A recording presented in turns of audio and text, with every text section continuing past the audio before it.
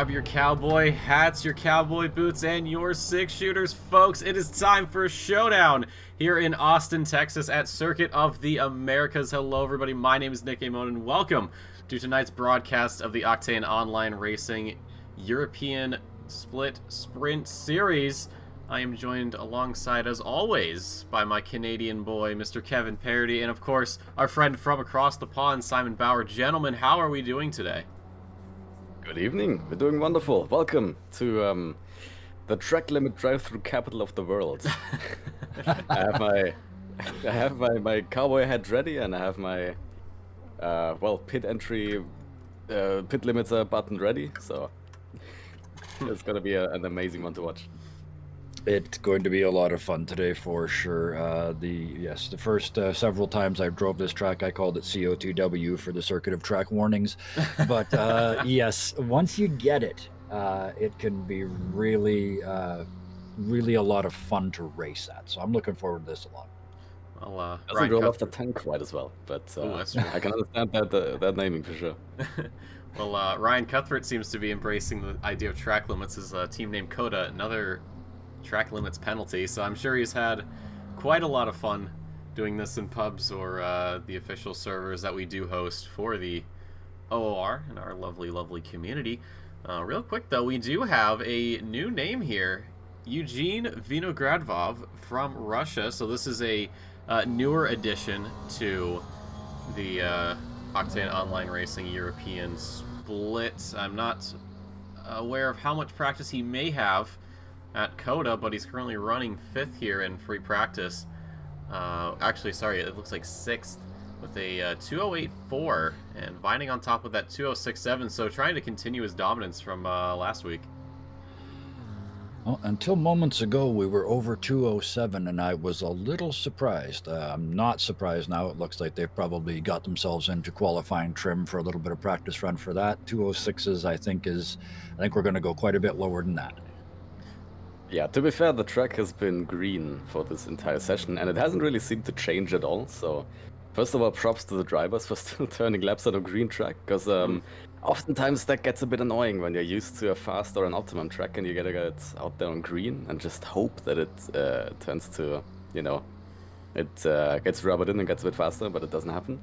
But yeah, 2:06.7 from Vining is already a pretty impressive time for a green track, so who knows? I think we haven't seen anything from Felgen, but we can be pretty excited for what Vining is bringing to the table today.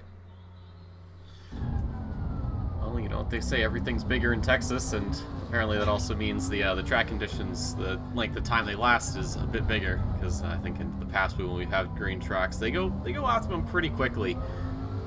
But yeah, definitely interesting with this America DLC track pack. You have Watkins Glen, which doesn't really care about track limits. They're more suggestions. They don't really care. You could run a line everywhere, and they're like, you know what? We'll let that lap count. And then you have COTA, where it's like, no, line is line. If you go over it, get out. You're done. Take your drive through, take the L, go home, get ready for next week. Well, we're about to go into qualifying, and it brings up an interesting point with this track. You're talking about Watkins Glen. You asked me there what I liked about that track, and I said my favorite part was to drive around it alone, because it's just one of those flowing, fast tracks. It's exactly the opposite for me here, because if you're just doing hot laps or even practice laps, and constantly hearing that track warnings can get really annoying. But when you get into the race, and most of those track warnings are the no time gained variety. And suddenly you realize that the track limits that are actually going to punish you are quite a bit wider than the ones that will cost you a lap in qualifying. So exactly the opposite of Watkins for me. This track is more fun to race than it is to just free run. I can get behind that. I've been a fan of COTA for a long time in F1, just to watch the racing, because it always brings a special atmosphere and brings a lot of good racing opportunities. Don't have any experience in ACC though. I haven't raced here at all, so the insights and the analysis might be a little short today. Yeah, I'm right there with you. Normally I try to get some laps in prior, but I have been playing a lot of Trackmania, and we've had a certain event going on that, for those that know me, will take up a lot of my time. I definitely don't have a problem. I can quit whenever I want. But yeah, I'll try to turn some laps. Probably have a better chance, as we do have a bye week coming up, and then we'll be we'll be up in Indianapolis for the last track of this new DLC, and then we will top off the season rather at Paul Ricard. So we have a couple more F1 circuits, including this one and Paul Ricard. And you were talking about this track and the GT3 cars. These are big, heavy cars for a tight, twisty track like this. In an F1 car, this track is a blast. It's just flick it around and throw it all over the place. But these heavier, slightly more difficult to brake, slightly more difficult to get to an apex cars. A couple of these corners can be a bit clunky, especially the exits. I'm thinking 1 and 11 in particular. The entries are so wide. You can go 4 wide into turn 1 and not be anywhere near anybody and still be 4 wide. What you cannot do is come out of turn 1 4 wide. There is room for precisely 1 car from the apex out to that exit. So it's tempting, but those really tight exits in these big heavy cars can be quite challenging to stay on the road.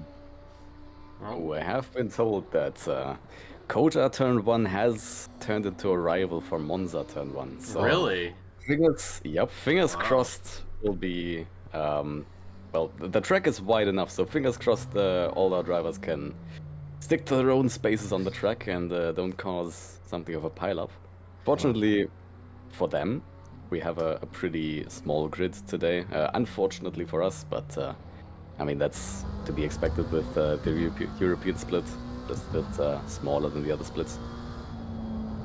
I actually posted in the Discord earlier this week, who thought an uphill blind to flat left-hander that narrows was a good idea as a first corner? Yes.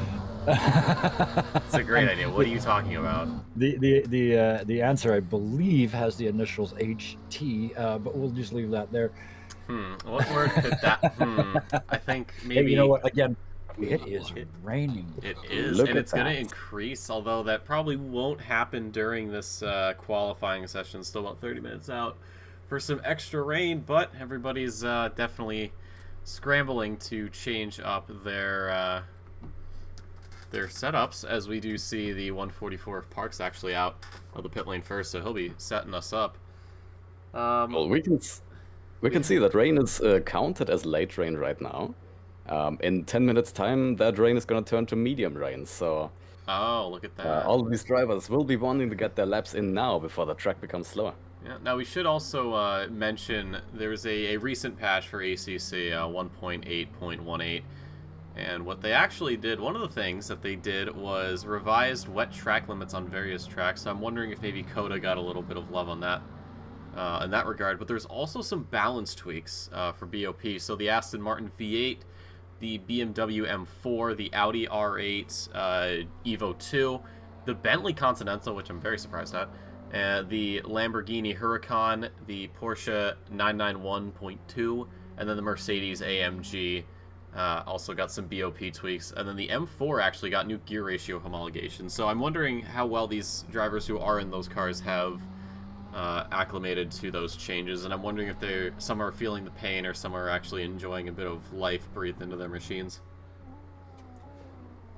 Don't forget the Honda, because that Honda that our man Partes is driving has gotten a bit of a buff at COTA and is apparently one of the faster cars here now. Yes, the oft-repeated OP phrase has gotten itself stuck to that particular logo for this week, I think. There's always at least one that somebody says is better than when I hear that, what I mean, or what I hear in my head is, I wish I'd picked that car. But it does make it tough of course, they can't match this perfectly, but having a change like this in the middle of a season for us can make it a bit challenging. As a BMW driver, all the shift points have moved because we've got a real transmission now. It actually has 6 usable gears, which is a nice change, but it does require extra upshifts and downshifts to be worked into your pattern. Other than that, I know some of the other cars, well, again, if you're driving them, you got nerfed terribly, and if you're not driving them, then they're horribly OP. So status remains unchanged, I guess. Well, we do have that week off in between, so that should give those drivers a bit of time, especially you, Kevin, with your actual gearbox this time. You should be able to, get used to it. I feel like if it was, say that the season started a week later and we had the bye week, in 2 weeks' time, I feel like that would have been maybe a bit of an issue for you. Oh, I don't need any help having issues.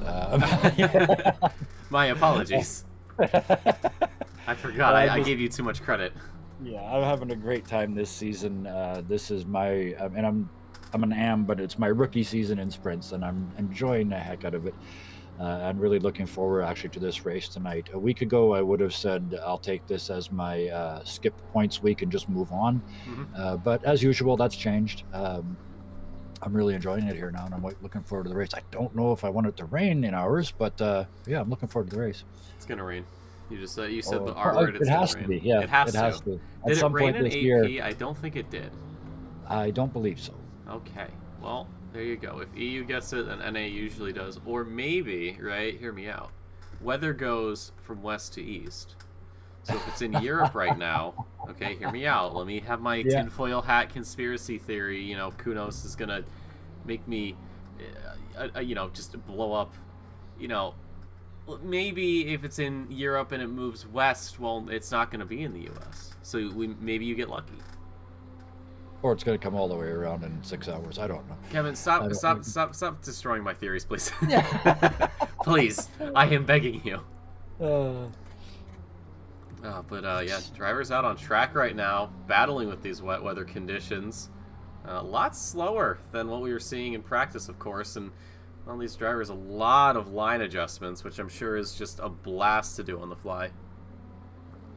This track got wet in a hurry. It did, yeah. It's only gonna get wetter from now on. So, like I said, these laps right now that they're driving are gonna be the fastest laps of the qualifying session. So anyone who takes a little bit longer to get used to it and who doesn't get a valid lap in right away, they will be on the back foot. So it's taken some very, very quick adjustments from these drivers right now to actually make sure they maximize the qualifying. Well, the question is, who here has actually been practicing for the wets, if anybody? Daniel Parks, maybe, with a 2:21.43, which is immediately topped by our Bentley 2:19. So, that is possibly where the baseline stands, and Vining says, I see your 2:19. I'll give you a 2:18. Vining actually looked somewhat comfortable on that lap, especially in the medium speed flowing corners. He does not seem to like the first corner, which he has missed the apex of quite wildly again, like on this last lap. But, well, fingers crossed he can get another lap in and actually hit the apex that time, because that will net him a lot of extra time. Yeah, the Mercedes, a car that usually struggles in the wets, but, well, Vining says that's great, I'm going to keep going. So, maybe he's had some practice in the wets, and... Well... Ben Mullard, a 2:17.9 in the Howdy. Absolutely banger time. I've been waiting to say that all season. You have no idea. A full second faster than Vining right now. That is dropping a challenge. That's almost go sit in the pits and see if anybody can touch it, because it's only going to get wetter from here. Sebastian Vettel in Singapore. Yeah, I might as well get out and have a coffee. Take a break, recharge a little bit, get ready for the race. I mean, that is absolutely insane, because we saw, Parks go out, all right, the 2:21, that's fine, and then you immediately saw him come in 2:19.5, and then Vining came in the 2:18.9, and then, Mullard just in a league of his own right now. So Vining currently not improving too much over his personal best, so that will open up a bit more of a gap, but it won't be enough to overtake Mullard. Well, I think we can answer your rhetorical question now. Who practiced in the rain? I would suggest Mullard practiced in the rain. Now, what would make you say that, Kevin? Let's look at all the possibilities. I'm just going to steal your thunder. That's my plan today. Well, there is no thunderstorm, thankfully, here in Austin, Texas. And nothing here at home. It's just sunny and hot. Apparently it's 75, which I think is a lie. I'm not translating that into unusable units. And then, It's about yeah. 22. Thank you. Are you aware that you're running the European broadcast? Yes. What are they gonna do? What are they gonna do? They're gonna come to my house? That'd be kind of cool. Actually, no, don't do that. Well, The entire European Racing League shows up at your door. I will Like, end the have a stream right now. word. I have the big red button. There's a big red button that says end stream. I will do it. You know, I'm beginning to think Vining is doing that first corner on purpose, because they were slightly closer this time, but still considerably off that sort of expected fastest line right on the apex. Well out, almost out of the dry-ish groove that's developed.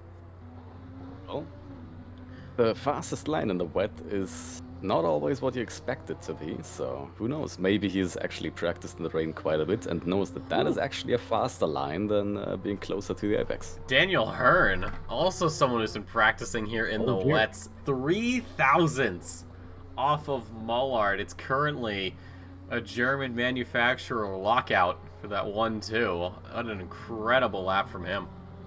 In the Porsche, I am impressed. That is a really quick lap in a car that's hard to drive in the dry, never mind in the wet. He has definitely been on top of his game. We look through the field. Vining has been relegated, obviously, to third. Falliance in fourth. Salian in fifth. Cuthbert up into sixth. Vinogradov is on a bit of an improvement here for P7. Matty Sack in P8. The Aston Martin, one of the cars that did get hit with the BOP change. Yvonne Cairns in P9. We've got Partez in the pit, so we did talk about the Honda being one of the stronger cars here, but Partez seems to be struggling a bit. Only a 220.9 out of him. It is, yeah, these conditions are, I mean, full wet, at least you know what you're facing. It's not damp or greasy. Those are my least two favorite conditions to try and drive in. But yeah, on this track, with these track limits, as you mentioned, I don't know if they've softened them up in the rain at all, but normal track limits on this track with a wet track, just getting a banker lap in for this qualifying is going to be, I think, probably most drivers' first goal before they start trying to really put in a time. And as you can see, rain has now moved up to medium rain, so if you haven't done your proper laps right now, it's probably not going to be easy to improve on those times. The only place you're really going to be able to improve right now is in those places where you haven't been perfect on your earlier laps. But the track is definitely becoming slower now. Yeah, well, Mullard here currently on a bit of a run right now. 2/10 up as he crosses the line. Make it a 2:17.6. So he is just extending that gap from Hearn. Doesn't even want to give him a chance. Hearn, unfortunately, looks to be maybe out of qualifying, like we said, with this heavier rain coming down. But letting the faster cars go through, so maybe he's got a little something left in that Porsche. Well, it's if I think, as we were saying, if it's not this lap, I don't think it's going to be. But yeah, they've got sort of from here to the line to make it up before it starts getting really not undrivably wet, but very difficult to improve from this point on. And it's just, we just see in the plus sign over the next 30 minutes. So it's just going to get heavier and heavier between the races. And it is only 2 virtual hours until the race itself. So this track is going to at least be green. And I think that's wishful thinking. Yeah, a little bit of wishful thinking. Speaking of green, it's Matty Sack up into 8th place after quite the solid lap out of him. Hopping around the grid, just seeing who's where on the track. Chris Vining, P3 for Mercedes, is about even right now as he's getting towards the end of this third sector. And he has actually gained a little bit of time, but looking up the timing sheets right now, Mullard has also gained some time on himself and is still climbing somehow, some way. So We'll see what he can pull off. Vining, this may put him into P2 if he can nail the last corners, which he has, and across the line it is up into P2 at 2:17.757 for him. That is a full 10th off. But we look back to Ben Mullard here. his delta currently reads 0.6 of a second. And his best is a 2:17.657. So if he can just find a little bit of time, this could possibly be a 2:16, which would be absolutely insane. In medium rain, that would be a sight to see. Only one corner left. Well, we said the Honda was overpowered here apparently, but Ben Mullard's putting that suspicion to rest as he crosses the line at 2:17.26 for the Briton. I mean, granted, he is from the United Kingdom, so probably does have some advantages here in the wet. They are not known for the... I don't know if they know what dry is. Von Cairns for Scotland in a very appropriately colored livery. Round the final corner, he is going to go nowhere. He is going to improve, but will unfortunately stay P10. So a bit of a frustration there for the drivers, especially when you have such a good lap and then, well, you check and, well, wouldn't you know it, you haven't done anything. There's a lot of corners on this track where you can lose everything you've built up, and those last two are two of them. If you get the first one wrong and you're either too far in or too far out, you have to wait forever to get back on the throttle. And that final corner is so easy to go so wide on the exit, and you blow your lap and get hurled halfway to space by the sideways sausage curve for your punishment. And that is something for Michaels to watch out for now, because I'm not sure if he had some technical trouble or there was another reason. But he has only just come out to do his first valid quali lap, which he is on right now, which will also be his last valid quali lap. So he will have to make this lap count and try not to invalidate it. Otherwise, he will not have a valid lap and be in last, which he is in right now. Well, there's still time to get back. It seems to struggle a little bit here in the wet. So, like you said, hopefully he can put some time together right now and find a spot further up on the grid. We look towards... Who is I just had them in my sights. They might have just gone to the pits. Oh, there he is. Eugene Vinograd has improved a little bit still. He's going to have to find a little over 3/10 to leapfrog into 8th place, and currently he's doing just that, if not a little better. So the qualifying timer expires. If you haven't gotten across the line, well, you're done. Or maybe you're in the pits like some of our drivers. But this has been quite the qualifying. For most of these drivers, this has been an on-the-fly learning experience for them. They haven't had time to practice on the wets.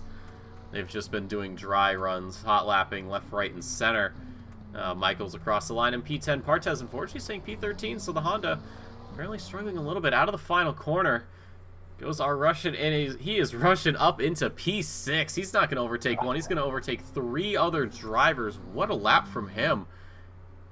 Right now, someone jumped up. Who was the one that jumped up? Michael's jumping up to P10, actually. So it looks like that last lap was really all he needed. Ben Human's down in P14, is running about even, and then all that's left is Felian, Guerrero, and Laer. So we'll see who of these drivers can move up. The idea of starting in the sort of back 2/3 of this field, going up into turn 1 in the rain, is a puckering thought. Let's just put it that way. You're in the midfield, absolutely. You're just, all right, well, you know what? I got to get friendly with the spirits, so might as well. 4 wide in the rain. Why not? It's only turn 1. Who's gonna stop you? This is America, all right? This is a free country. You can do what you want. You want to go 4 wide? Go for it. Miguel Guerrero here crosses the line. Unfortunately, stays in P15. So the only other person out on track is our Norwegian friend, Mr. Felian, who is dead even and actually has lost a little time here. So unless he can improve, this will be a P4 start for him.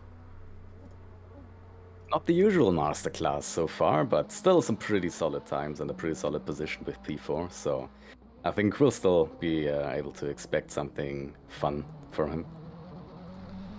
Well, he's out of the final corner. You can hear that traction control just kicking in a little bit.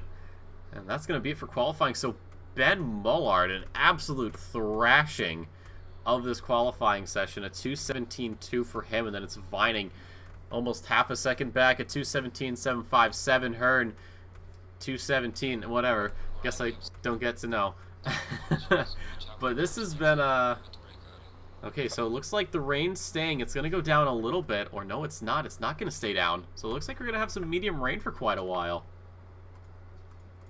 That should be just enough to keep the track wet, as long as it keeps up at this rate. For sure, it's going to be a full wet track at least for the, let's say, first 40 minutes of the race.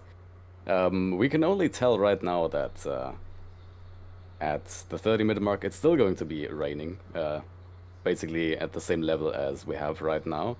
What's going to happen in the latter half of the race, we'll see. But I think chances are pretty good that this is going to be a full wet race from start to finish. Well, it's an hour, so anything can happen.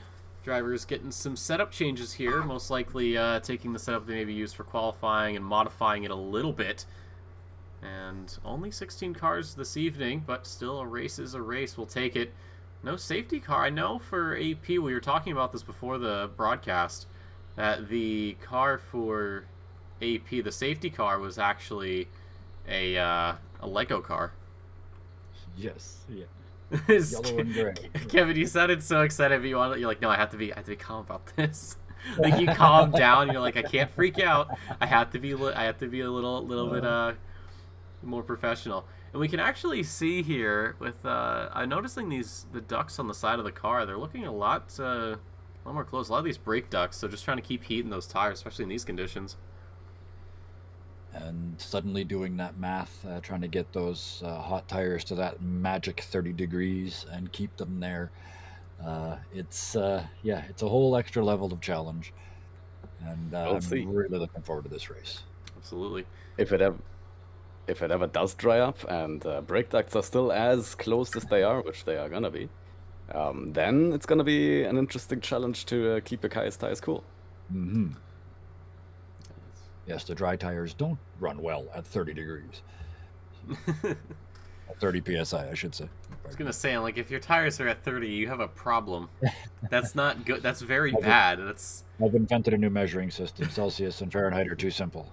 That's a little chilly, right? Yeah. 90 is a little bit low. Yes, yeah. Well, they don't run well at 30 degrees. That wasn't wrong. No, that is true. Yeah, but they also don't run well at 30 psi. No. But it's time. Somebody's flashing their lights already. That's optimistic. Delilah Hazel in the Audi. The team name for that one was, if you see blue, I'm faster than you. And that kind of works both ways. If it's a blue flag, yeah, but the front of her car is also blue. Yes. So maybe a little bit of that psychological, like when I play and, spotter says slower car ahead, I'm like, well, of course there's a slower car ahead. Everyone's slower than me, despite the fact I'm in like 8th.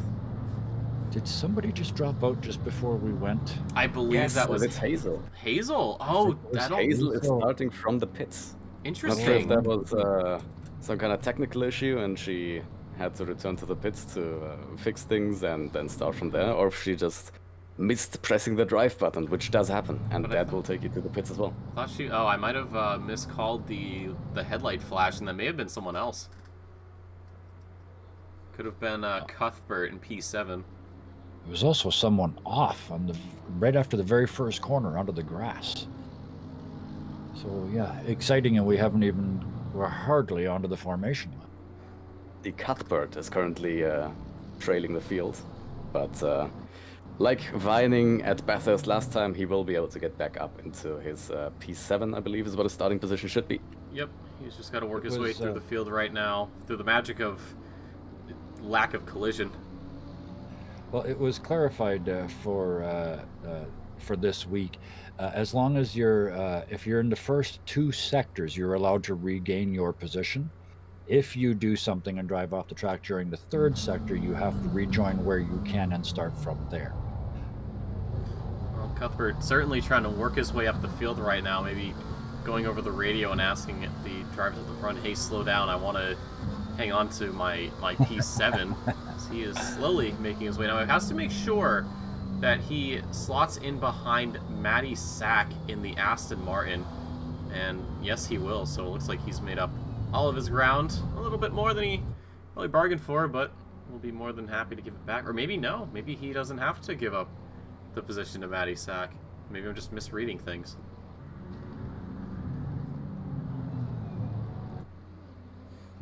Well, it's going to be an interesting start to this race. Oh. Oh, we've got someone off. Is that It's Cuthbert again. Cuthbert? And our leader's wide as well. They're back on track in position, but they were absolutely off track just before they started going too wide.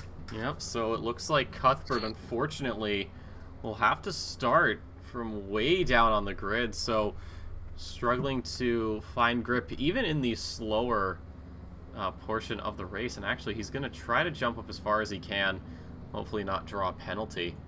But for right now, we look up to the front. It's Ben Mullard on pole after an explosive qualifying session. Props to him.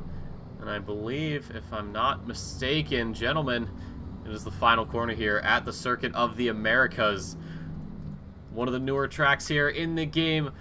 It's European split, 16 cars on the, well, 15 cars on the grid, one starting in the pit lane. And as we go across the start-finish line, wouldn't you know it, boys and girls, it's Austin, Texas. Everything's bigger down in the south. And we are... how far up the start line is.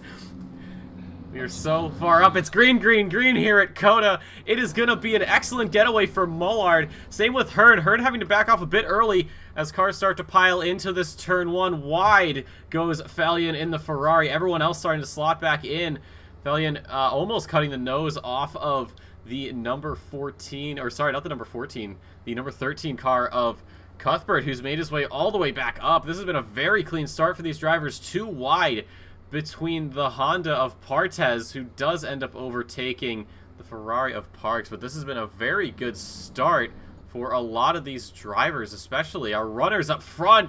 And the newest one, Vinogradov, getting an excellent move done there for P4. Already seeing that amazing opportunity for racing side by side in these S corners. And making use of that on the first lap, risky, but well, it gives us a good show.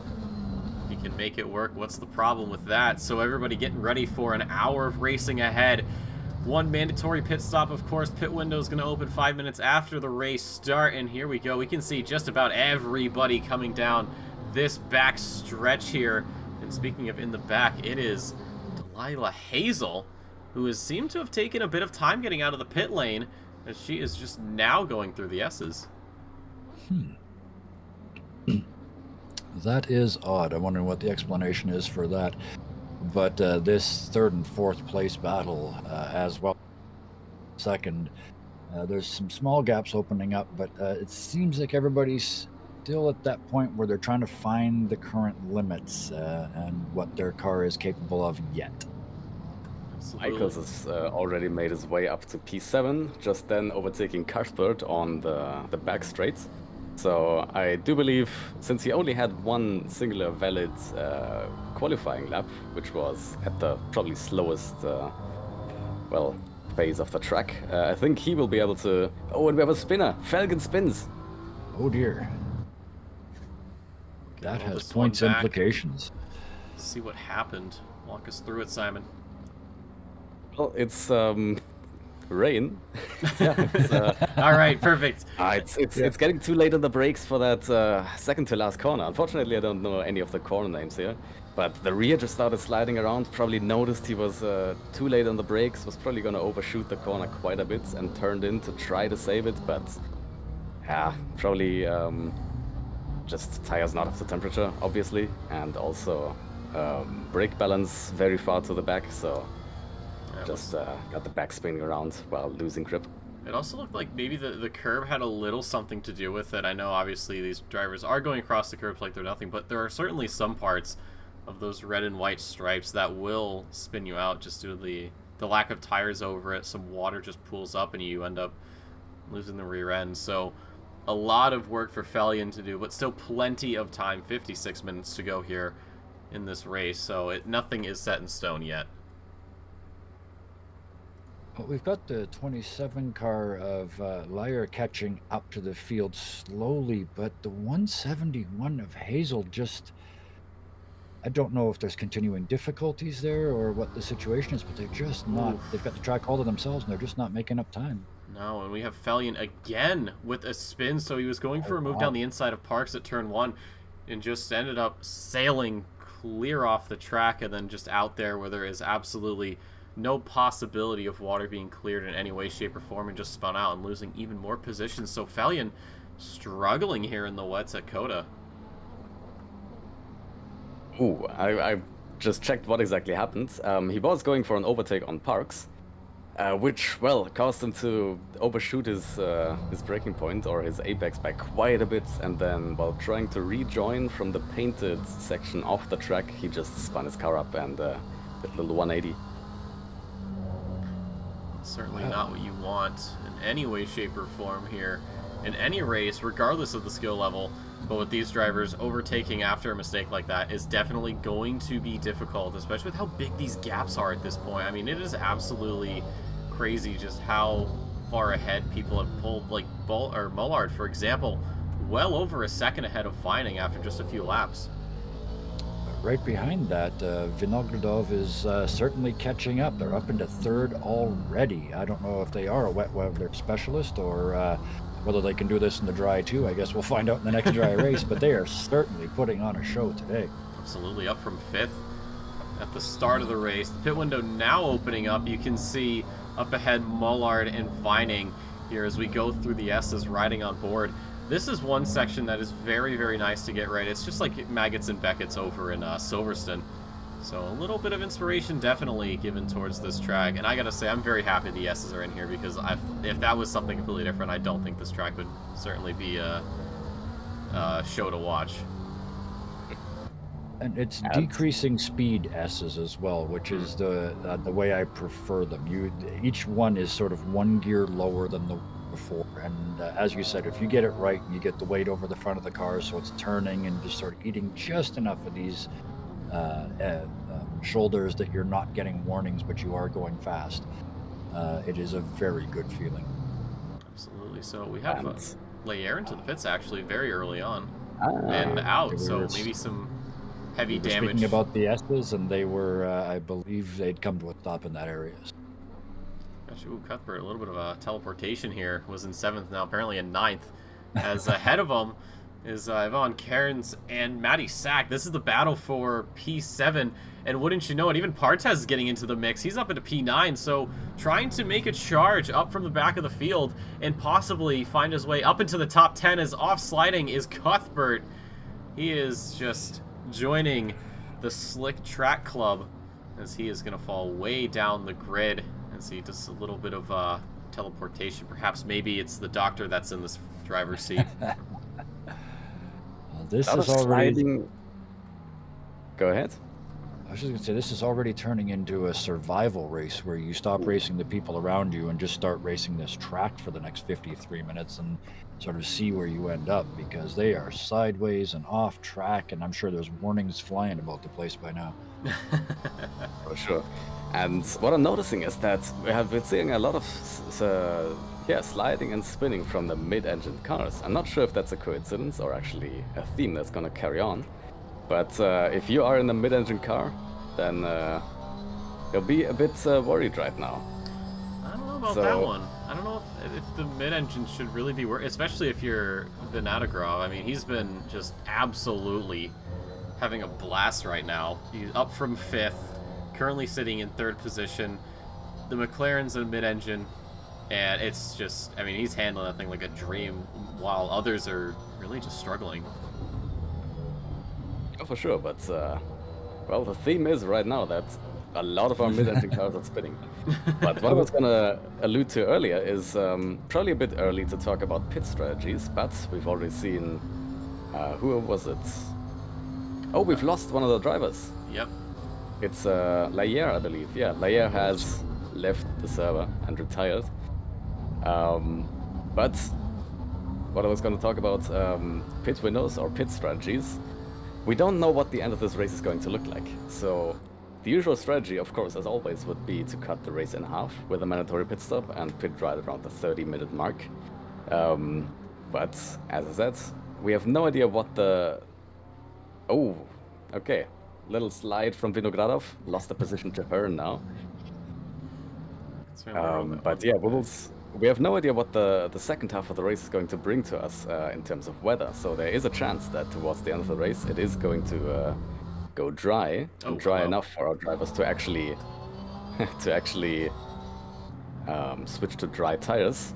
In which case, you're gonna have to, think about whether you will do the regular middle of the race pit stop, or you will risk it and see what Lady Luck brings you. Whether, I don't know, the track might become dry towards the end of the race and you can profit off, keeping your pit stop until the end. And we do only get 30 minutes weather notification as well, so at the halfway point, at the 30-minute mark, you're going to be able to look up there and see the next 30-minute prediction. If it's rain all the way to the end, then then you've got that tire decision is gone out of your hands. You're just going to go on to wets and keep going. But if you can make it to at least that halfway point, then you can plan. So those that had only fueled for an undercut might find themselves at a bit of a disadvantage. Yeah, that is true. The fuel at the start of the race is what is going to decide who is able to come in early and who is able to stay out late. So that decision had to be made by every single driver at the grid about whether they want to do the regular option and pit halfway down, or do the maybe a bit more risky option of fueling high and having a slightly slower car for most of the race, but being able to stay out late and react to what the weather brings you. We were speaking a couple minutes ago about the mid-engine cars spinning, and Simon, I was going to ask you actually, is there a preferred sort of drivetrain for wet tracks in general, or does that vary from track to track as well? I can't tell you for sure. I mostly have, I don't have experience in all of these cars, of course. I only have a lot of experience in very few cars. I do believe generally the front engine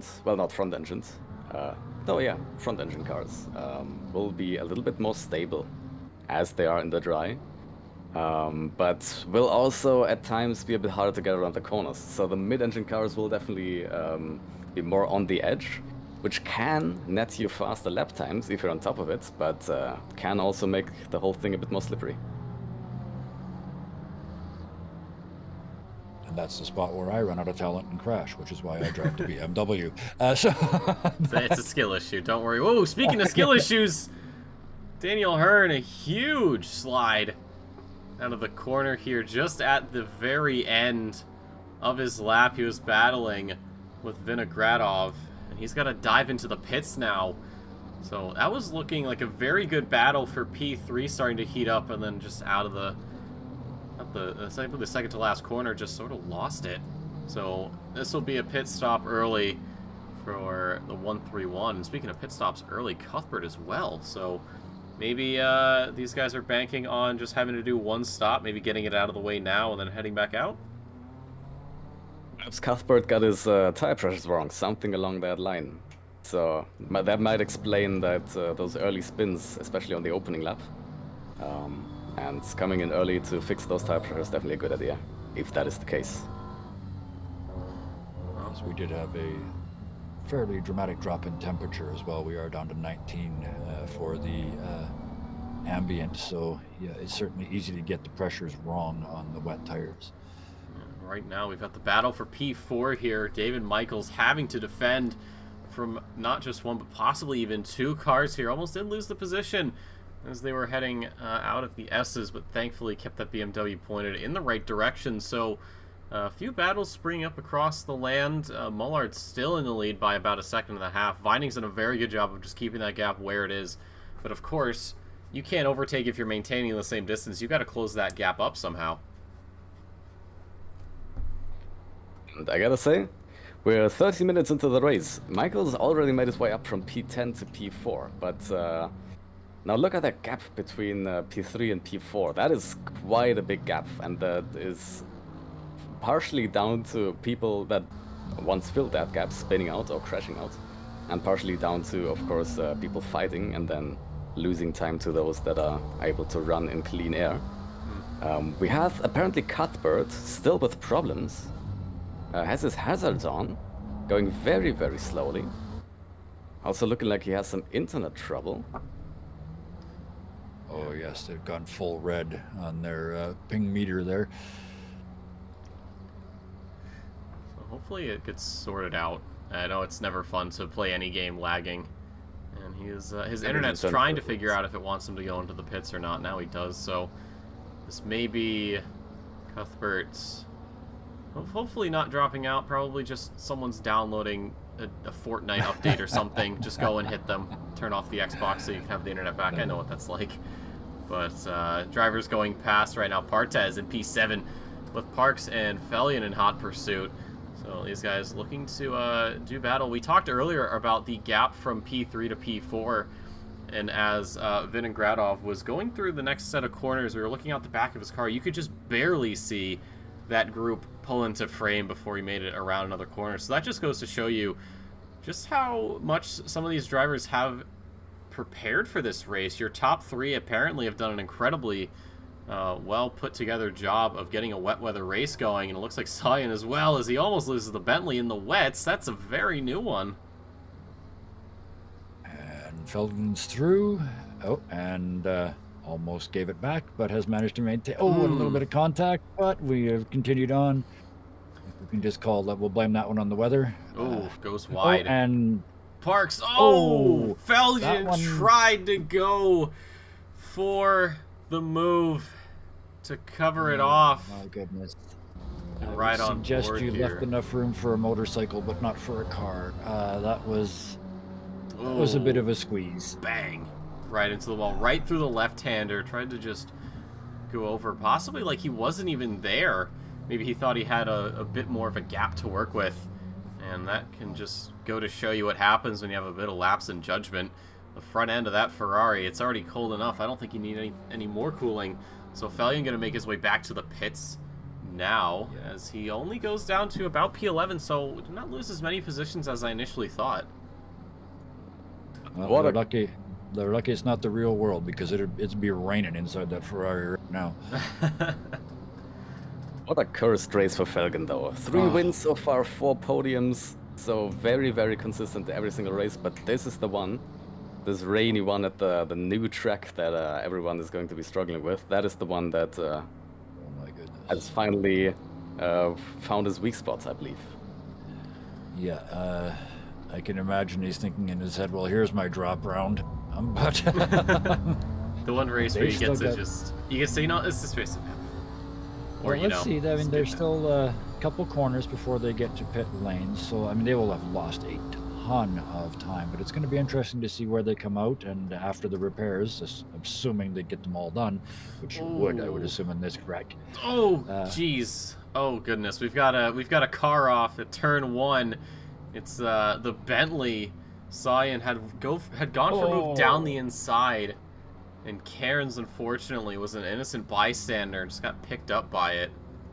So we'll see if there's enough time to roll it back. So you can see the Bentley going a bit wide and just smacks that rear right and spins out Cairns. So Cairns probably not too happy about that one, but unfortunately has to wait for everyone to go through. So the stewards are going to look at that and see if there needs to be any sort of penalty dished out.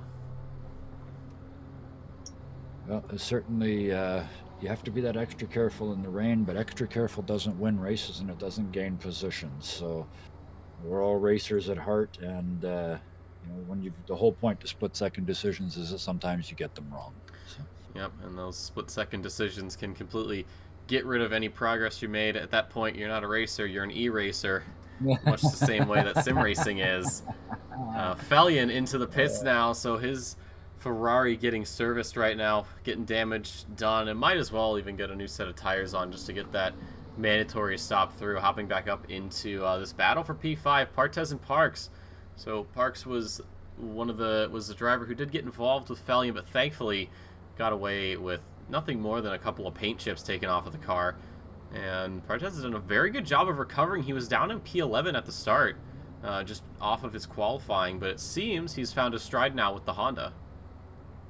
Just being safe, being consistent, because at this point, this race is very much a race of attrition, and those who can survive without making mistakes and just set consistent laps that don't even have to be impressively fast every single time, those are the ones that are going to profit now. But man, who would have believed Who would have believed that not even 20 minutes into this race, we'd already have more carnage than we had at Bathurst in the wet last time? Well, anything can happen. It doesn't matter where you are. Maybe people see how wide this track is and they think they have a little bit more wiggle room to work with and maybe get a little bit more adventurous. Because when you go to Bathurst, what you see is what you get. And you know the dangers that come with it. You know the track's only going to be wide enough for 2 cars. You're lucky to get 3, and if you do, there's a very good chance that you're going off. So, yeah, maybe just the larger track surface in general has a little bit of a psychological effect on these drivers. That may be the case. Just looking at chat here, and it's telling us it seemed to be okay once they pulled over, but now they're sort of in a position where they don't want to take the chance of it happening again. So. Yeah. Well, 5-second penalty right now for Felgen, I believe, for that contact that we had 2 laps earlier. Let's have a quick check. I think that kind of makes sense. You have that off-track moment, you're just getting squared away, you forget you're racing somebody, you kind of head for that apex, and that's how I read. I haven't seen an actual replay, but that's what it looked like live.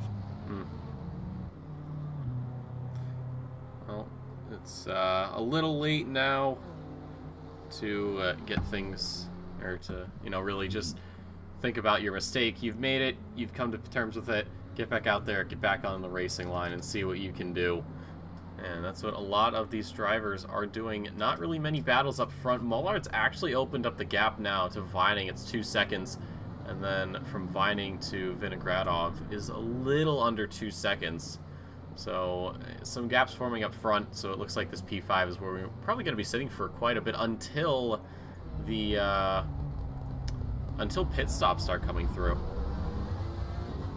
We're 9 minutes from halfway and no sign of the rain letting up, so we might be getting to that point where the brave folks are going to say, raining for 30 minutes, it'll stay wet for another 10, I can go in now, go on wets, and safely run to the end.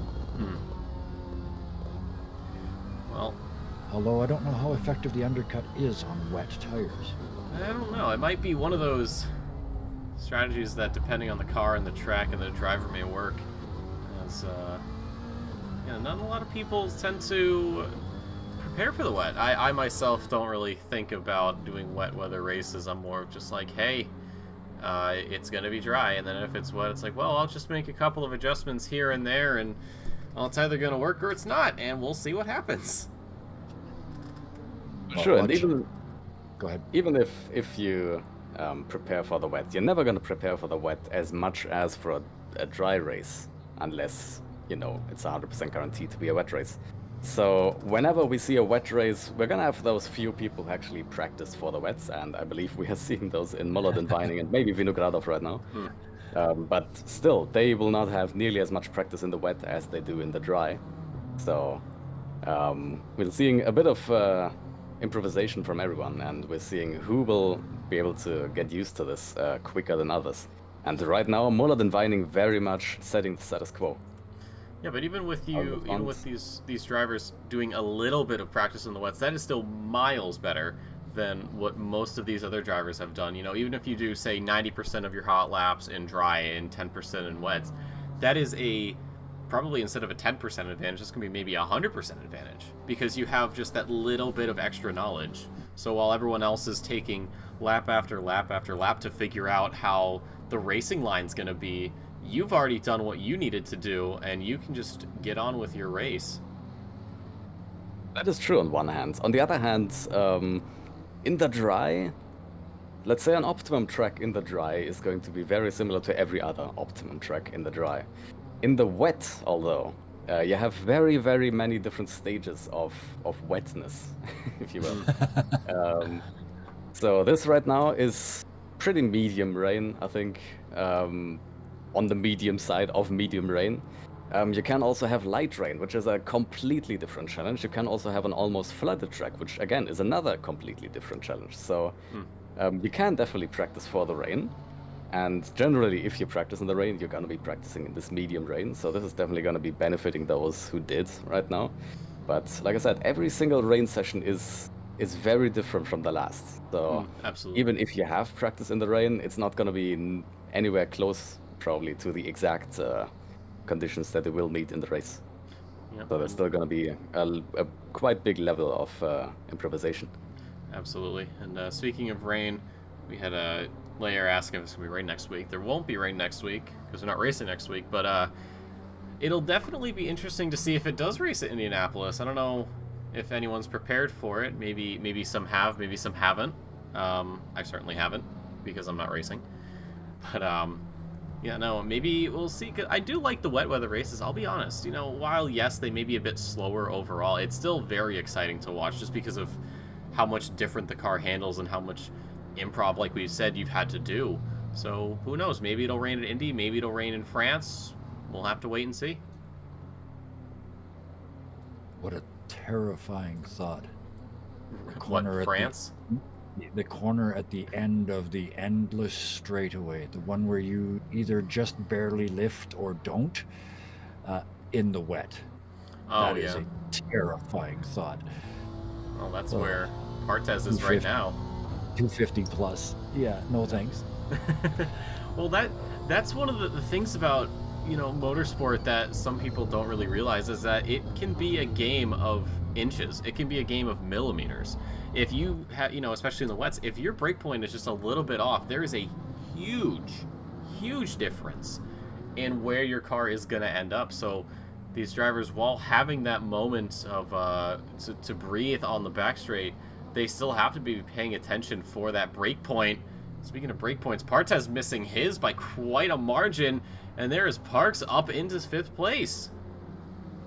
Well, speaking of break points, they're going to change potentially every lap, depending on the amount of water that's building up in certain corners, or the line that you're forced to take on the way in, or the wear on your tires. It is, and then when you get one wrong and you get off the line and you're trying to get back on, as we're watching Partez do right now, it's a bit like falling off the railway tracks and trying to get back on. And also, as wide as the track is, obviously, you don't necessarily have a dry line, but you have a drier line than well, the rest of the track on a very slim strip of the track. So while the rain itself might be pretty consistent, there's not forecasted to be any rain changes or changes in intensity or whatever in the next 30 minutes.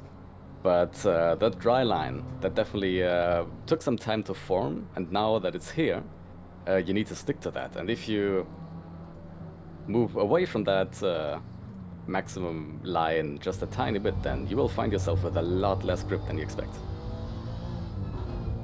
And yes, that you're suddenly sideways and backwards on now suddenly cold tires waiting for by, so you can start again. Yes.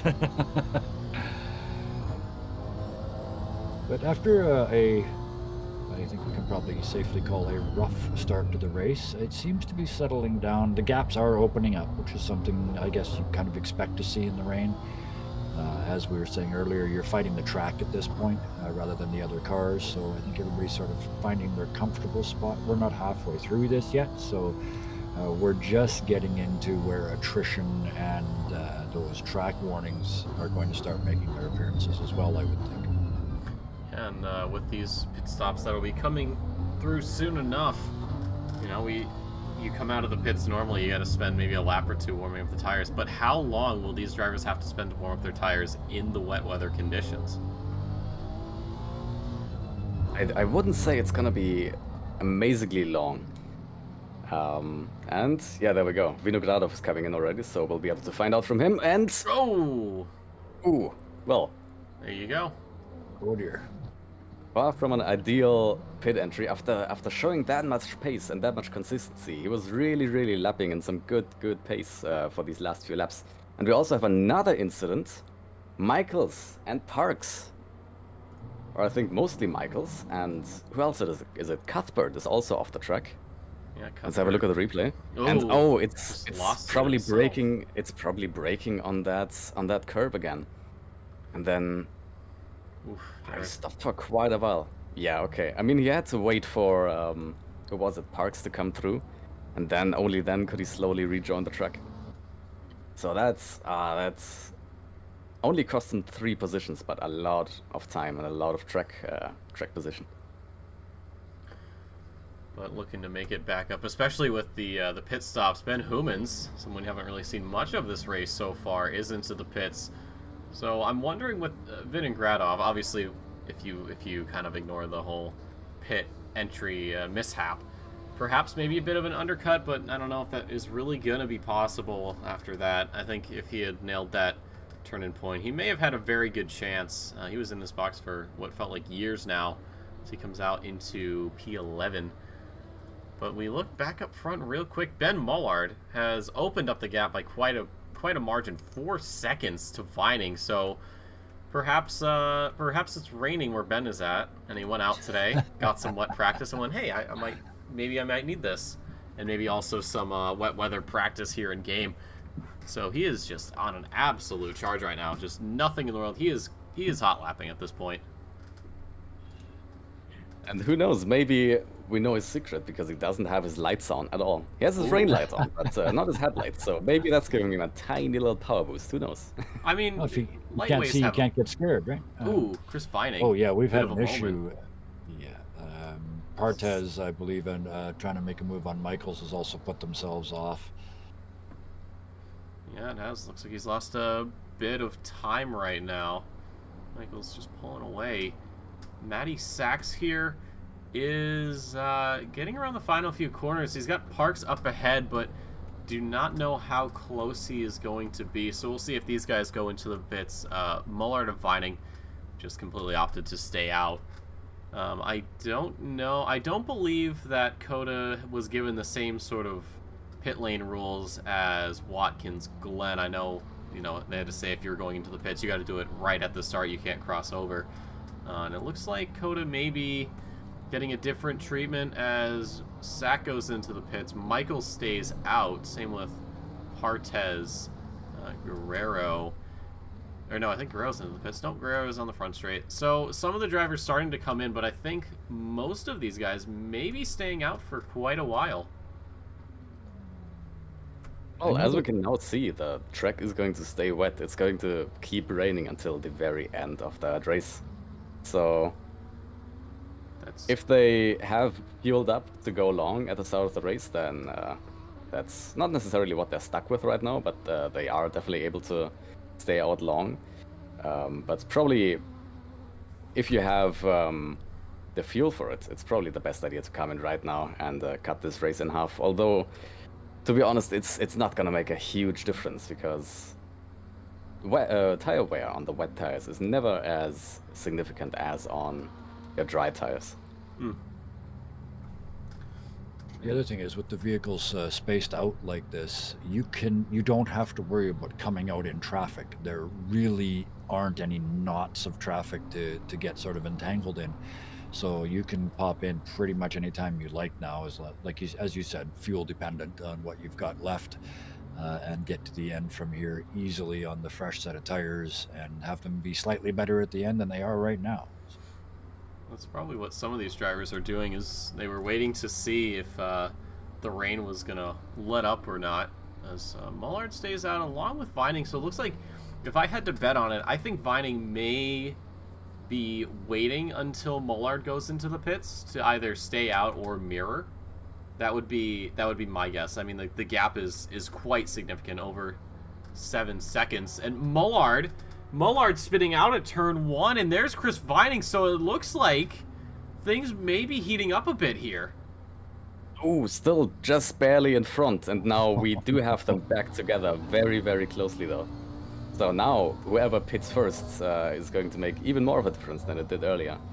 And I was about to say, probably the main factor in deciding when to pit right now is going to be the rhythm you're in. Yes. Because if you take that quite big 30-second break of racing, you're going to move yourself out of your rhythm a tiny bit. So it all depends on how comfortable you are right now. Are you in sort of on a roll? So yes. Are you comfortable with how the car feels right now? If that is the case, then by God, stay out. But if you notice yourself kind of losing concentration, or you're not quite happy with how the car feels, then it's good to come into the pits and reset and start the whole thing from the front. So we'll see if Mullard comes in right now after that little spin to maybe regroup and gather his concentration again.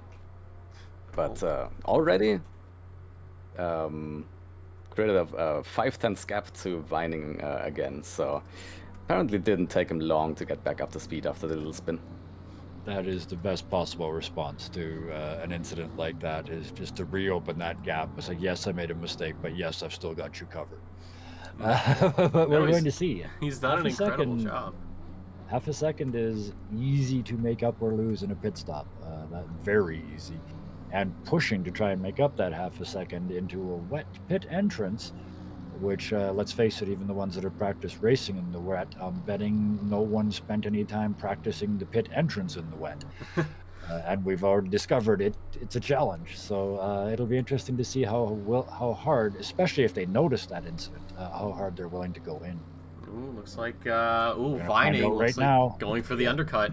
So Mullard now has quite the task at hand. So not only does he have to get around this circuit as fast as he can, he's got to decide whether he goes for the pit stop now or perhaps staying out as long as he feels comfortable with, try to build that gap, and then go for the pits.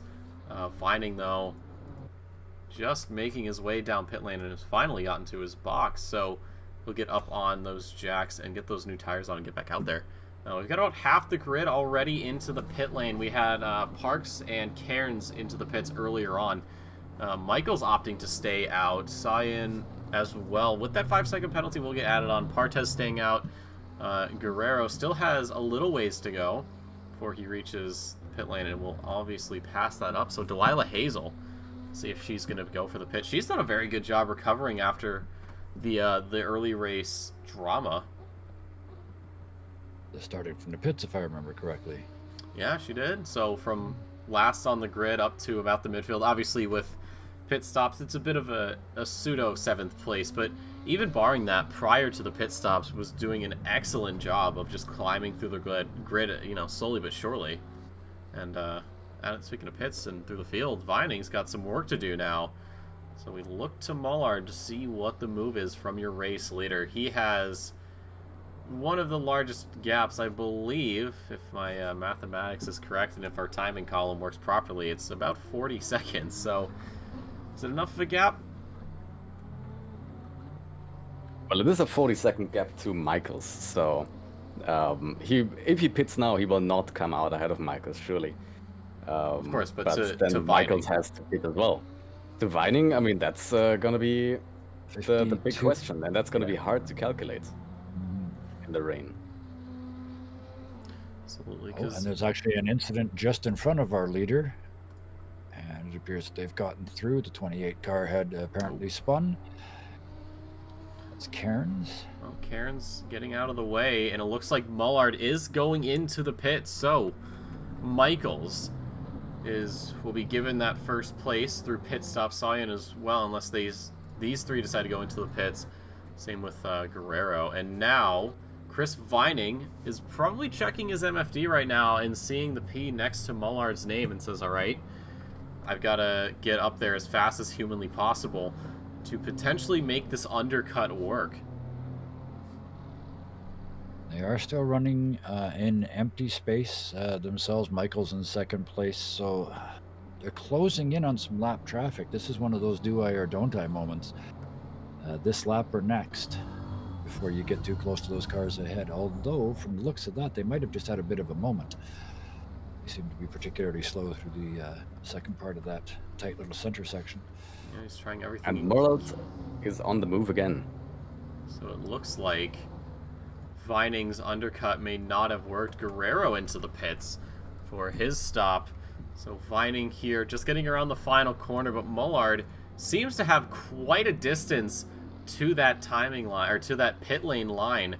Where is Vining? He is just going to be crossing the line now. This is going to be very close. Out of the pits is Mullard, and you can see the Mercedes making up some ground into turn one. I don't think the undercut has worked for Vining, and he finds himself again staring at that Audi rear bumper, and now Mullard is already getting the foot down, already starting to push. He knows what he has to do. Definitely some pressure on him now to get those tires up to pressure quickly and adjust to the new tires. So 1.5 seconds of a gap right now, so he has a tiny bit of a margin to slowly warm up to it. But to be fair, in the rain, as long as you get your tire pressures or your preset tire pressures right, it's usually not hard or doesn't take super long for the tires to get up to temperature and well, be able to give you close to optimum grip. So the gap's still coming down a tiny bit. We're now 1.2 seconds between the two, but it seems that Mullard is already very much up to speed. Yeah, and we have our first track limit drive-through, and it's courtesy of Matti Sack. So actually took quite a while until we saw that first track limit drive-through. But in the rain, that is not necessarily unexpected, because you're going to be a tiny bit more careful in the rain. And the game usually is a little more forgiving with track limits in the wet. But, well, there we go. First drive-through of the day. Let's see if we have any more. 20 minutes to go. Well, I don't want to say anything just yet, of course. These drivers are very skilled at what they do, but some of them do slip up from time to time. Sack definitely showing us that exactly. So it's 4 drivers still out here yet to pit. It's David Michaels, as I say that, diving into the pit lane. Sion staying out. Partez as well going to go into the pit lane. And then Delilah Hazel, we'll see if she goes in. And if that leaves the Bentley all by its lonesome in the still having to pit club, or if he'll have some Audi ringed company here. With Sion, he does have that 10-second time penalty, so we'll get added on. It's better to get that penalty now rather than after your pit stop. And Delilah Hazel is opting to stay out.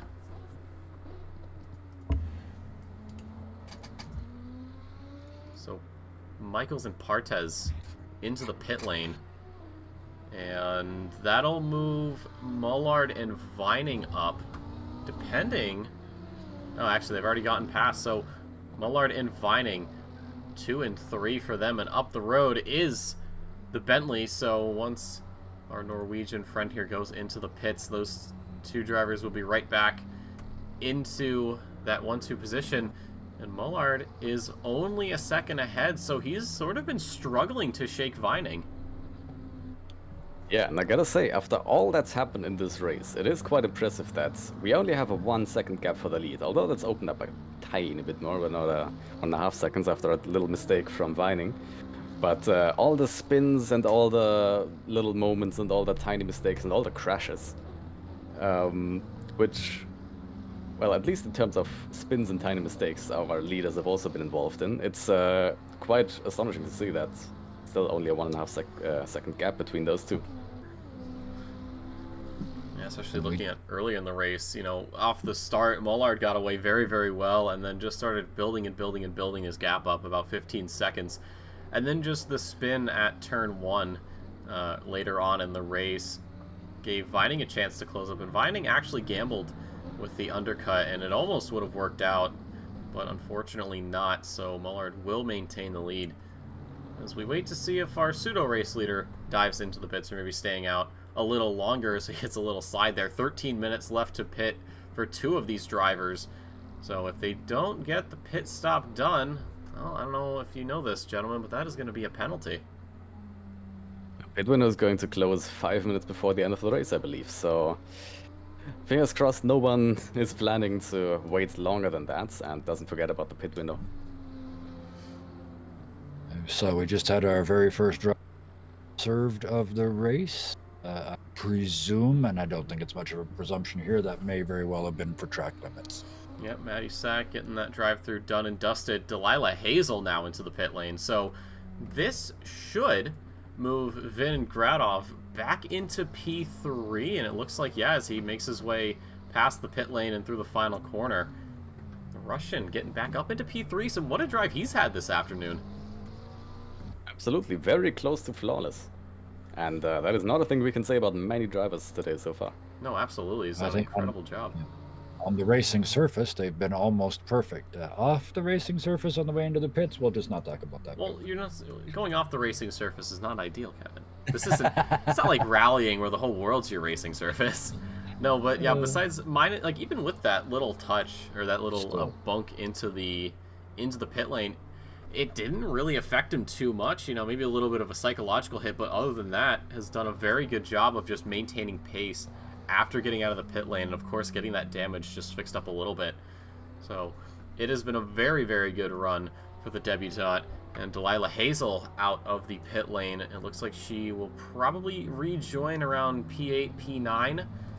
Depends on Partez coming through. Danielle Hearn is passing her. So yes, out into P9 for the Audi driver, and maybe P10, but I highly, highly doubt it, as the Aston Martin is not really close enough to do anything. So now, back up front, there's only one car that has left, or that has yet to pit, and that is the number 15.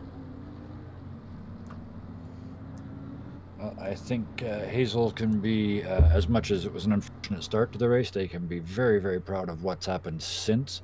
To go from dead bang last to running in the top 10 after the day that they've had, I think, you know, if you're looking for silver linings, there's a couple there. Yep, absolutely. And last car into the pit. So that'll put Mullard and Vining back up into the 1-2, and Vinogradov as well, most likely, unless barring some very strange incident, will be able to retake that P3. But well, it won't even really be much of an issue because 10-second time penalty added on to the pit stop. So this will be a very free P3 for the number 14. Yeah, that is going to be interesting to see where he actually comes out. There's going to be quite a long pit stop from Skyen. With that little rear end damage as well, which he might or might not repair. We'll see about that. So, yeah, he's definitely going to be losing the position to Vinogradov as well now, but after that, we'll see. I'm going to keep my eyes on him and let you know where he comes out. Well, he's got some time to really think about it. Maybe just take a moment to breathe. And speaking of breathing, Ben Mullard has quite a lot of breathing room to Vining. He was struggling to go beyond a second, and now it's about 2.5. Maybe about 2 seconds as broadcast controller sort of catches up with the game, but Muller's done a very good job after getting those tires up to pressure and up to temp. Is starting to run away again. Okay, might be getting very close with Partez for Skyen. And Partez is just past him coming out of the pits, so P7 is where Skyen has re-entered or rejoined the track, just between Partez and with quite a gap to Hearn actually. So, barring a spin, this should be a very, very comfortable position for Sky, and obviously not the afternoon he wanted, but it's better than crashing out. Speaking of which, 15 of our original 16 runners are still running, and I believe the other one was a hard issue, so I don't think we've had any sort of too damage to continues. No, I believe Lyre's issue said it in chat that the game said he had dries on even though the setup was wet, along with some server issues. So he did back out, but definitely looking forward to the next race at Indianapolis in 2 weeks' time. That is a track I'm glad I've got 2 weeks to practice.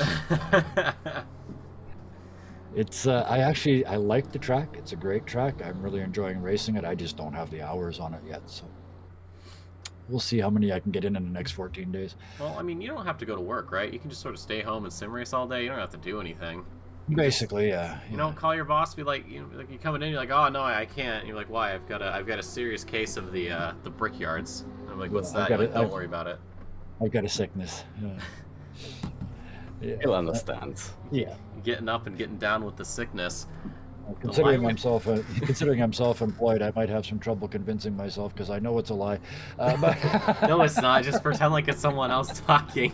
Delilah Hazel, though, taking a holiday. Yes. Despite coming out ahead of Maddie Sachs, is having a little bit of an issue opening up the gap. It's been maintained at about a second, but I believe outside of or leaving the pit lane, she had almost a second and a half, maybe a little bit more. So this could maybe be a loss of position to Maddie Sachs and even maybe Guerrero if things really go sideways.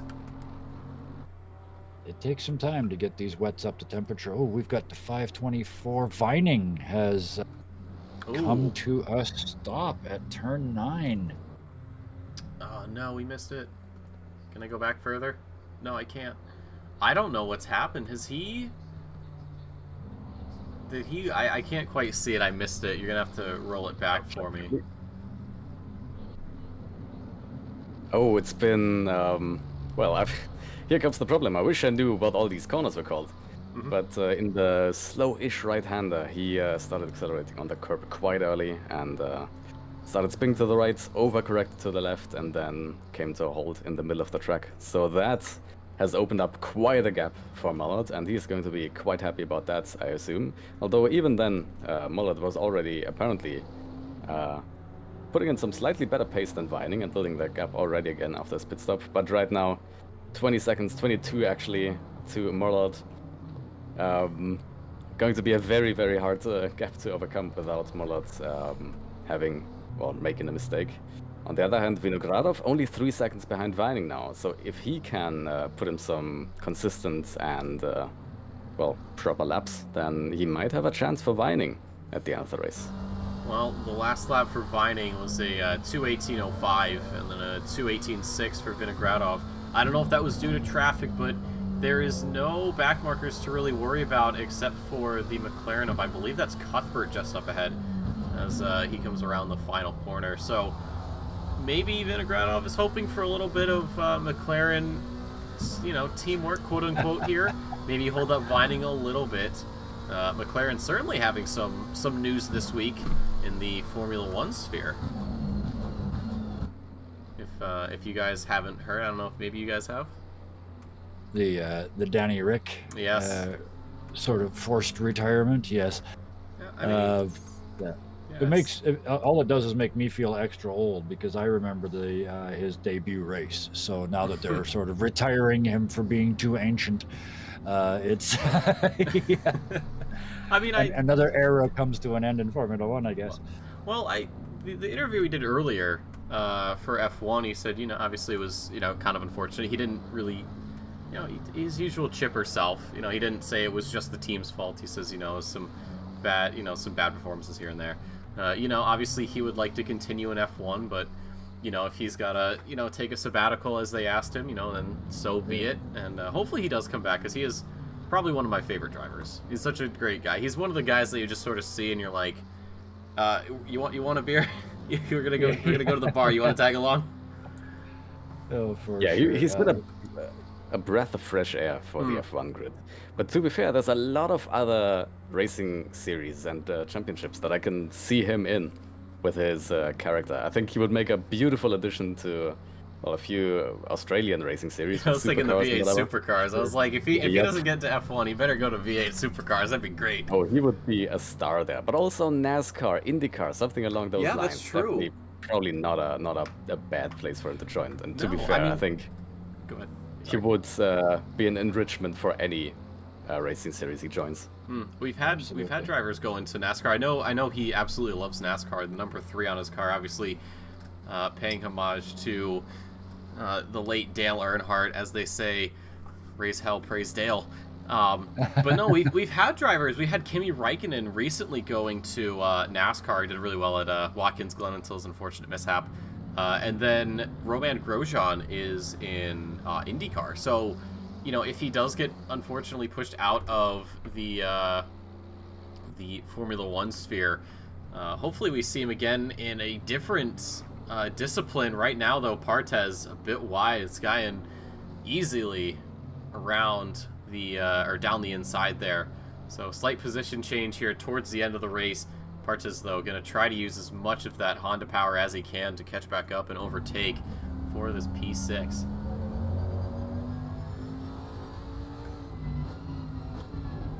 That seems to be sort of one of the closer races on the track right now. Again, we've got those sort of typical rain gaps building, where everybody's just found their own pace and sort of driving along. We've got 7 minutes left. I don't know about the rest of you, but the focus level required in the rain, I'm betting it feels like it's been longer than 53 minutes to most of these drivers by now.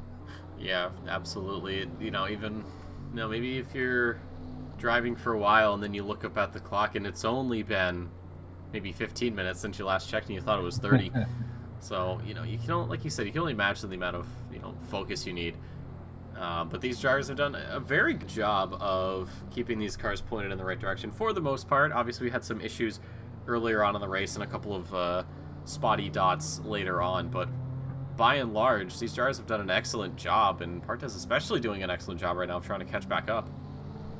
I think the conditions have stayed fairly stable. So I think once they figured out where they can go and how fast they can go, they can now start racing again because they found those track limits. But those first couple of laps, when everybody's packed together and somebody's convinced that they can take that corner 10 kilometers an hour faster than the other guy, you know, until you found those limits, it can get a little messy. But this last 3/4 of the race has been really solid given the conditions. And it's not done yet. Partez is chasing Skoyan for all they're worth. Yeah, just peeked down the inside there along that very long backstretch. Thought about it, and then realized that, you know, maybe he just doesn't have to go for it. This is the wet after all. He could brake later, but who knows how far ahead that would throw him. You have all that, just little bits of water on the track, and those will just carry you for what seems like an eternity. But he is not letting up the assault. He is all over the rear bumper of this Bentley right now, running a bit wide, and all that time he's just made is now gone. That triple bump on the exit of that corner, I don't know who thought to put sausage curve sideways, but bad person who put sausage curve sideways at the apex of a corner, or at the exit of a corner. That's just... good. Kevin, you're like ready to roll up the newspaper. Just bap him on the head. No, bad track designer. Bad. One bueno. bump, 3 trips to the moon, that's over. Well, we can see Partez, even with that little mistake that he just made, decreasing the gap to Skoyan very quickly. So only 5 minutes for him to go. Let's see where the leader is. That's going to be... Ooh, yeah, I'm thinking that's going to be 3 more laps for all of our drivers now. Well, about a minute and a half in, so another 40 some odd seconds for well, about 45 seconds with the pace he's running. So yeah, probably 3 more. Definitely looking like Partez has the better pace out of those two, of Skoyan and Partez. Yep. So not a lot of time for him to seize the opportunity, but he definitely has a very good opportunity to get back past Skoyan now. Yeah, but even with his little excursion, he was only 0.02 of a second slower last lap. So this just goes to show you not just how good the Honda is, but just how good Partez is as a driver. So we're coming up to one of these sections he had a bit of an issue with, and the gap opening up down the inside. So this is going to be a drag race, and as I say that, slotting back in is Partez behind the Bentley, trying to use as much of the slipstream, if any, as possible, and he is actually getting a bit of more forward momentum, and they are just about halfway down this back straight alongside Partez down into the corner. He loses that Honda a little bit and just has to back out. Partez maybe driving a little bit over the limit. He's got a few more laps to go, but it's going to seem like no laps to go. Well, interesting. Go ahead. All right, interesting to see the kind of... Oh, that's a bit of a slide from Partez there. Same corner again. Not one of his favorite corners, apparently. But I was going to say, Skoyan, it's very interesting to see the defense from him, or rather the lack of defense, because he did not go defensive at all down that back straight.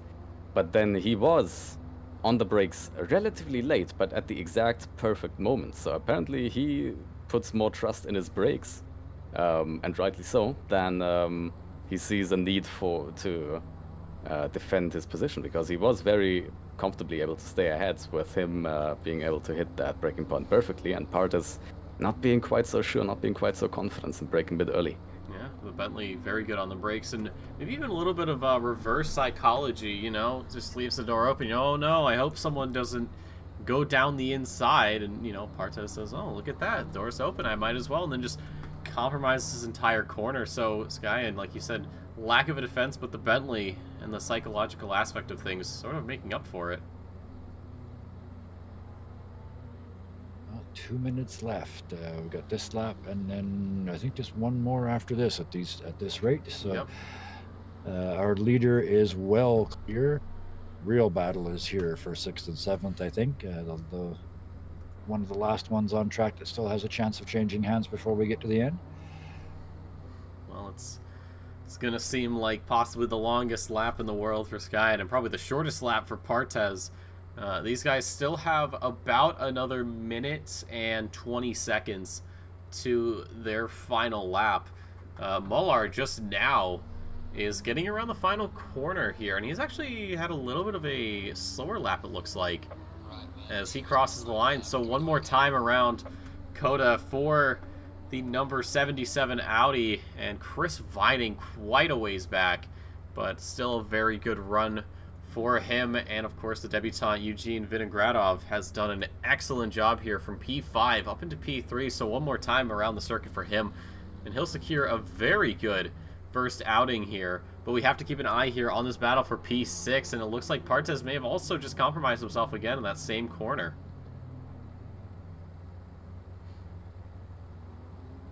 Yeah, they are pushing, but as you said, there's a bit of a gap now on this last lap. I think this, barring a mistake on Skoyan's part, I think this might be done. I don't know. Our leader is so far ahead of this. They're almost down to turn 11 already. You can't count Partez out. He is certainly a feisty driver. He is trying to go as late as he can on the brakes and perhaps getting distracted. Maybe thought about a bit of a switchback, but this is in the wets, man. You can't really do that. And he's just getting all sorts of bent out of shape there on the exit. So final time up the hill for these two. But what a race we've had here out of the Bentley and the Honda just at the end.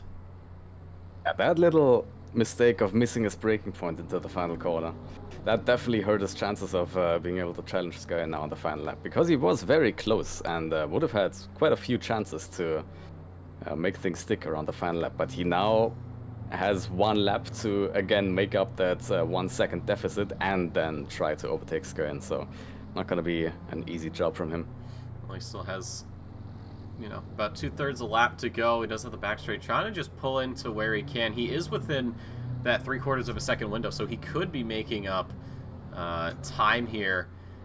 But speaking of time, Ben Mullard's time at the Austin circuit is going to be coming to an end, as he's got just a couple more corners. In fact, he's got one more corners from lights to flag. It has been the Mullard show all the way up front. The number 77 Audi out of the final corner, and across the line he goes. Behind him is the Ferrari of Felgen, who has not had the best outing, unfortunately. Chris Vining here has one more corner to go. What a drive he's had. He almost gave Mullard a second place, but just could not. His undercut didn't work as well as he would have liked. Across the line he goes, and ahead of that is actually Ben Humans.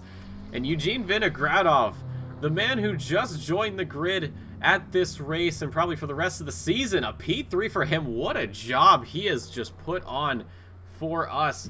Daniel Parks very comfortably ahead in P6, or P4, excuse me. David Michaels in P5, so we have to look back again. It's Skyen and Partez. Is Partez going to go for a move into the final corner? We'll have to see. But time is running out. It is all going to come down to this corner. Partez very, very close. They're both running wide as they can into the final corner. Is there going to be a switchback? There's a move. There's a bump across the inside, and it looks like Skyen just enough, and is going to hold on to P6. What a battle there. Wow. What a finish. Literally down to the last corner after 60 minutes of racing.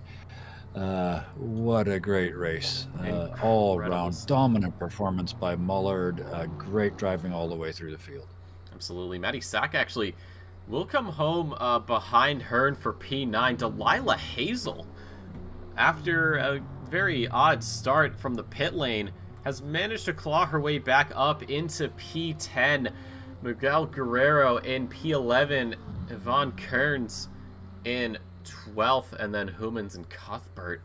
But gentlemen, that is going to be the end of the race here for EU, and these guys have 2 weeks to get ready for the Brickyard. I don't know if that's enough time. Certainly depends on who you are, of course. So we're gonna just take a look here at the results. So only two classes here getting out on circuit. So overall, it's gonna be Mullard, Vining, and Vinogradov. And then for the Pro-Ams, it's Parks, Partez, and Hearns. No amateurs, no safety car. Gentlemen, closing thoughts on this evening's race here at COTA. It was incredibly wild, I would say. I mean, you could really see how difficult it is to get used to this track. And then with some relatively heavy rain thrown on top of things, honestly, off the top of my head, I can't think of a single driver who hasn't made some sort of major-ish mistake in that race. And well, if anyone's watching this race after the fact and saying, hey, I didn't make a mistake, then I apologize. But you could see, I mean, no one basically got through this race without any sort of slight mistake. Our leader had a mistake, second place had a mistake, third place went into the pit entry wall. So, and even then, they were still able to basically extract some very, very good points and very good positions out of this race. So that was beautiful to watch. Fingers crossed it's not going to be quite as catastrophic next time, and we have a few people who get through the entire race without any incidents. But well, I think that was definitely even after Bathurst, which was already a quite chaotic race, this was an even probably more chaotic little excursion in the season. I'd like to end with a quick shout out to the unfortunate victims of hardware failure. I know in the real world, stuff breaks and your car doesn't work, but it's really, really frustrating when your gear gives up and costs you a chance for a race that was that much fun. It must have been very difficult to sit there and watch them driving around after your gear has sort of put you, or your internet connection has sort of put you out of the race. But that's what next time is for. So I guess 2 weeks till Indy, and we'll see everybody again then. Yep, could not have said it better myself, gentlemen, of course.